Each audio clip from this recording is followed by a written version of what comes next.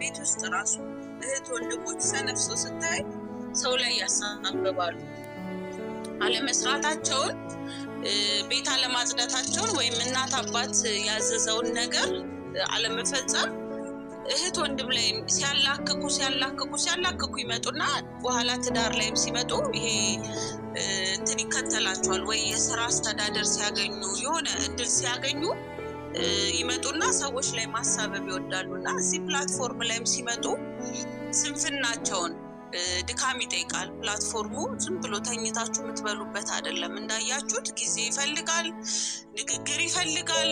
በየቴሌግራሙ በየዋትሳፑ ቦፖ ላይ ምናምን መተን በጣም ብዙ ደክመን ለፍተን ነው ገንዘብ የምናገኘውና ያንን መልፋት ያቅታቸውና ግንዛቤ ያጥራቸውና ምን ሰበብ ያቀርባሉ? ቶታሊ በቃ ፕላትፎርሙ 666 ነው ትላለች። ያቺ ብላም የነበረችው እህት በከፍተኛ ሁኔታ አግኝታው የነበረውን ወደ 1.5 ሚሊዮን ብር ኮይን እየገዛች መልሳ ቁማር ላይ አውላው ነው። ስለዚህ ቁማር የትኛውን ሰው ህይወት ሲለውጥ አላየንም። በየለቅሶ ቤት ሰው ሲያደባድብ ነው የምናየው።